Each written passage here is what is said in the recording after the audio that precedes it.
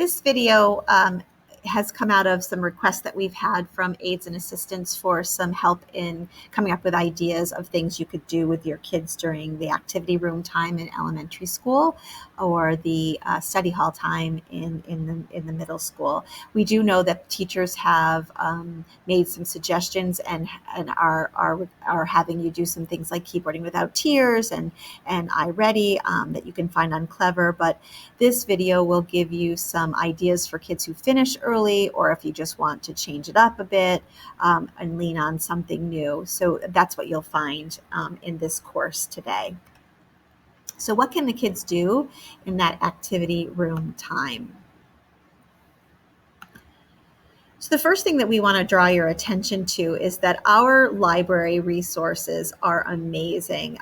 Every librarian has made a library webpage, and on it there are so many things that you could use that are not only have high entertainment value, but are really, really educationally sound. So we're going to really head over to that library page, and while there are tons and tons of things to look at, and I highly recommend that you explore those library pages for all that they offer. For this video's purposes, I'll be talking about three things: Brainpop and Brainpop Jr. I'll be talking about Trueflix and Bookflix from Scholastic, and I'll be talking about Tumble Books as well. So those are the three things that we're going to concentrate on today. So how do we get to those library pages? All you need to do is go to gfsd.org, and you'll see that across the black bar, there are the schools. So you can click on your school. I'm just going to click on Jackson Heights.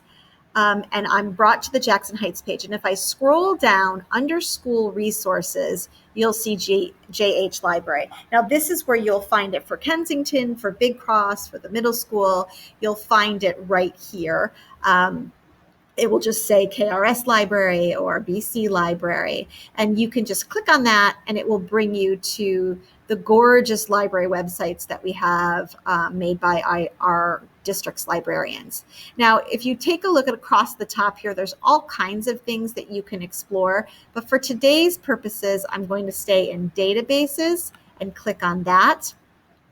In the Jackson Heights Library, the librarian has this blue globe that you could click on that will take you to all the many databases and resources that they have online for kids.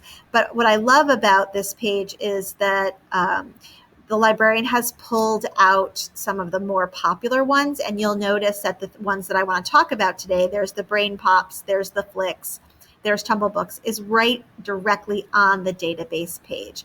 So I'm going to start with Brainpop, and Brainpop is for probably second through fifth, maybe even sixth, and Brainpop Jr is for more primary kids. I'm going to start with Brainpop.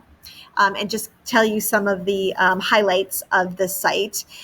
One of the things I love is that every day on the Brainpop site, they have a topic of the day. So you can see that today's topic is tropical rainforest and specifically the lush biome. So typically on the today topic of the day, the kids will watch a little video. They will have a couple of activities to do, and then they can even take a quiz to see if they've learned the topic. The videos are highly entertaining, very funny, and the activities that they have them do are always really self-guided and self-explanatory. So it's a great place to just have the kids go if they finish early, if they're looking for something else to do. If you don't like the today topic, there's also topics by subject area. I especially like the new and trending ones because they're constantly going with the times and putting things on there that really are timely and in the news. And so if you could see that they actually have an interview with Dr. Fauci, they have one on COVID, they have one on women's voting rights. You come down here, there's a whole lesson devoted to voting. So you can find lots and lots on this page, the new and trending page. But there's also science for the science lovers and social studies for the social studies lovers. There's just so much on this page. Now, if I go back to the Jackson Heights page, Brainpop Jr is very much like Brainpop, but once again, it's made for primary kids. Now, this may happen that what comes up is um, a username and password. You would just put your school name in it, and then the password is look, LOOK, and then you would log in. Every school has the password look, so there's no trickiness there. You can just do that. So when you go to Brainpop Jr., instead of a topic of the day, they always have a movie of the week.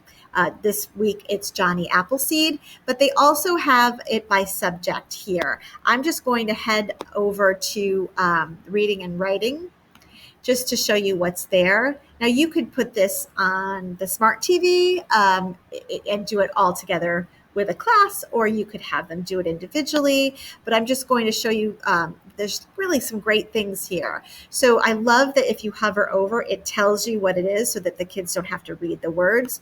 But you could find out from the teacher of the class that you have, like what is the phonics principle that you're teaching in your phonics units of study, and then you could do some of those things here. So there's a lot that you can do with Brainpop and Brainpop Jr that I highly suggest that you explore. The next thing I want to go over with you is the Flix apps that we have. Trueflix is all informational based. It's nonfiction, fact, and it's put together by Scholastic. And you can find categories of thought. And once you get into a category of thought, kids love the extreme nature one. So we're going to click on that. There is these books that they will read to you. And also normally it's accompanied by a video. So I'm going to click on the crocodile eruption. You'll notice that first they have them watch it, and then they have them read it. Watching a video before reading a book just builds up a knowledge base and a foundation that might help them read the book later. So the videos are really well done, highly entertaining.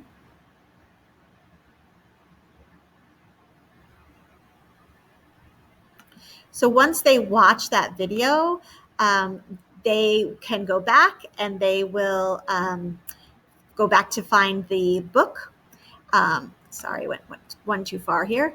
They'll go back and find the book. And then what's wonderful about this book is that the first time they go through it, the book can be read to them. So if you see across here, you can zoom in, you can zoom out, and you can have the book read to you. So typically on a title page, they don't read the title page to you. They don't even read the inside page, but they will read to you the very first page of the text. So if I play it,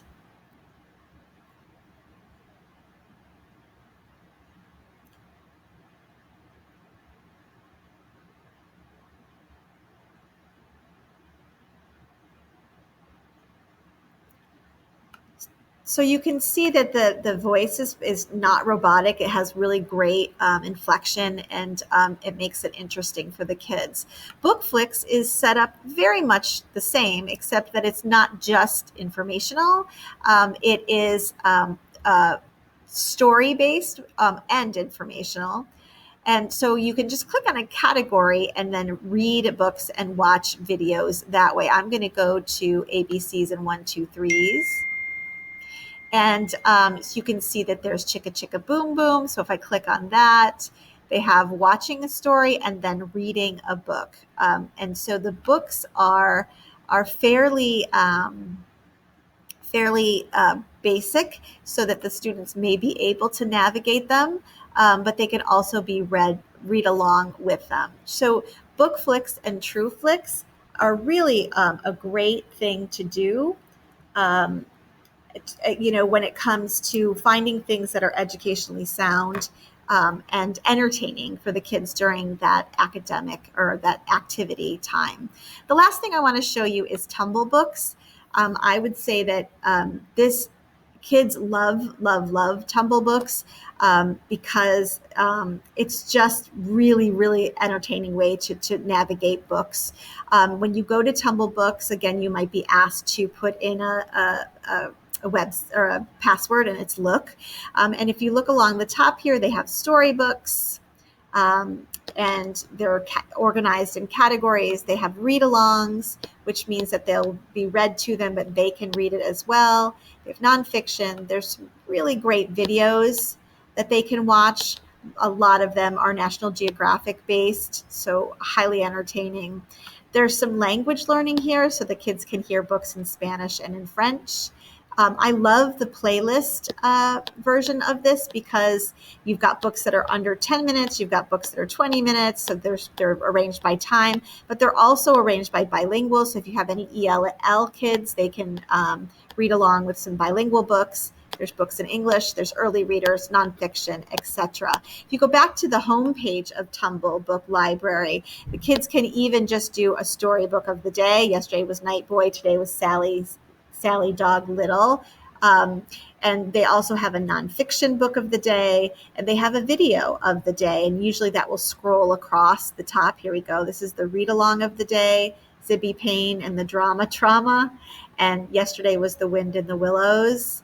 And they'll have a video of the day and nonfiction of the day as well. So once again, if we go back to our slide, these wonderful sites are found right on our library page, and they're great places to go if you're looking for something for the kids to do, for those early finishers, or just to have some variety.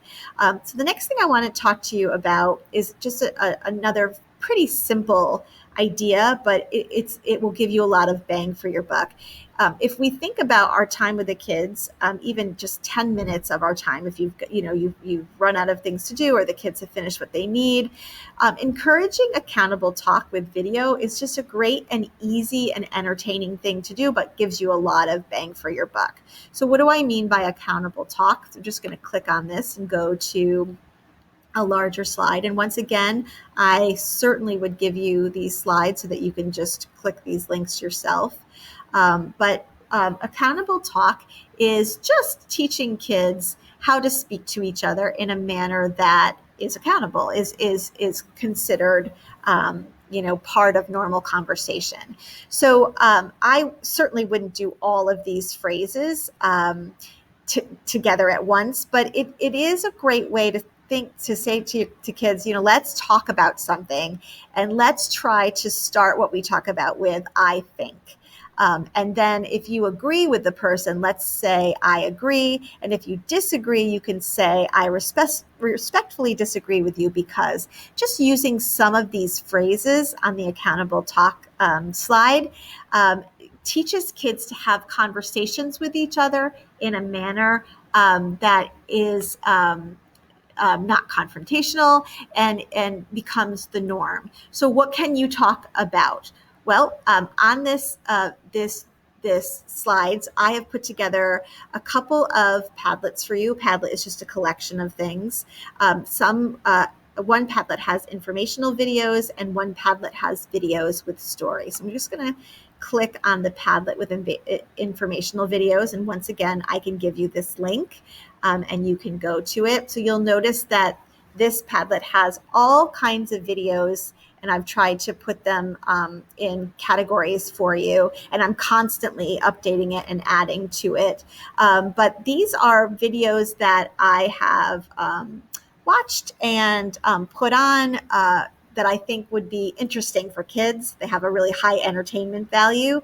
One of the things I urge you to do, or I really think that you should require yourself to do, is before you show one of these videos, be sure that you watch it first, because this video page is for K through 12. So you might watch something and be like, not for my kindergartners, or not for my first graders. So you definitely want to preview the video first before you use it. But it's a very simple process to get the videos up. You would just click on the video and it can play right in the window, or you can just hit this box and it will open up the full video. I wouldn't just give kids this link and let them watch willy-nilly, but you could use the link to find a video that the kids could watch together and then go back to that accountable talk and say, let's talk about what we about this video. Like, what are you thinking? And start your conversation with I think, and then who agrees? Okay, will you start your conversation with I agree with you because, and you can just have some general, nice, lovely conversations about these videos because they're highly entertaining and have so much to talk about when you watch them. So it lends itself naturally to conversation, and you can be really encouraging some accountable talk in that conversation. So that was the informational videos. I also have videos with story as well on another Padlet. Now, again, these are narrative videos. They're videos that tell stories, but I'm urging you to watch before showing because these videos are K through 12. So you might watch something and say, probably not great for my primary kid. I'm going to skip that one. Most of them are appropriate for anyone K through 12, but there's a couple that you might not want to show. For instance, there's Alma. Let me see if I can find Alma.